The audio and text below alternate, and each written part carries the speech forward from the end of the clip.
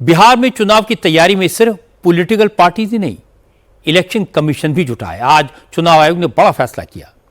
बिहार में ईवीएम अब थोड़ी बदली नजर आएगी।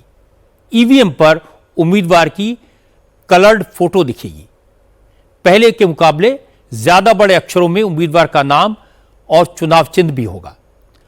चुनाव आयोग का मानना है कि एक ही नाम वाले उम्मीदवारों की वजह से कई बार वोटर्स में कंफ्यूजन हो जाता है। इसी वजह से ईवीएम बैलेट पर उम्मीदवार की कलर फोटो लगाई जाएगी ताकि वोटर को किसी तरह का कोई कंफ्यूजन न रहे।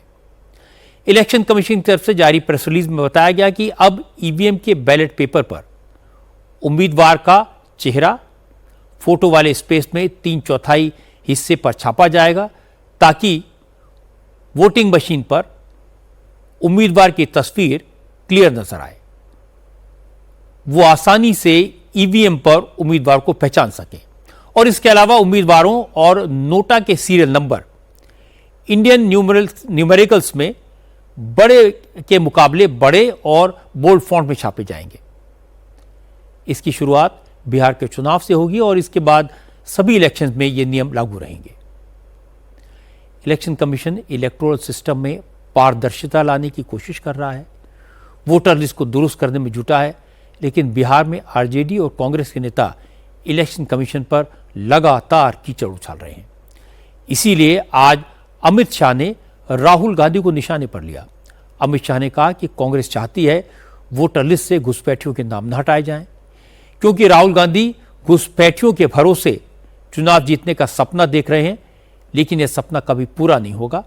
अमित शाह ने कहा कि अब घुसपैठियों को वोटर लिस्ट से भी निकाला जाएगा और देश से भी निकाला जाएगा। अगर किसी को दर्द होता है तो होता रहे, सरकार रुकने वाली नहीं है। ये राहुल बाबा अभी एक घुसपैठिया बचाओ यात्रा लेकर निकले हैं।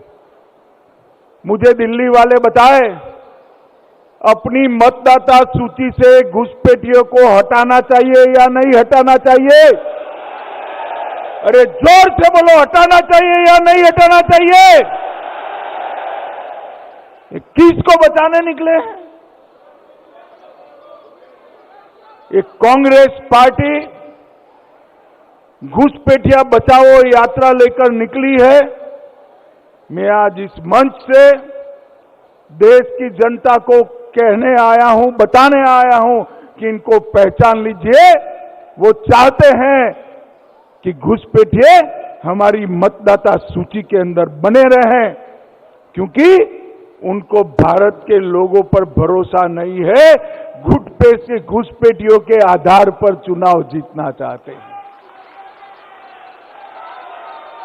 भाइयों बहनों, जो गहन पुनर्निरीक्षण हो रहा है, एसआईआर हो रहा है, भारतीय जनता पार्टी एसआईआर का समर्थन करती है और मतदाता सूची को शुद्ध कराने के अभियान का भी समर्थन करती है।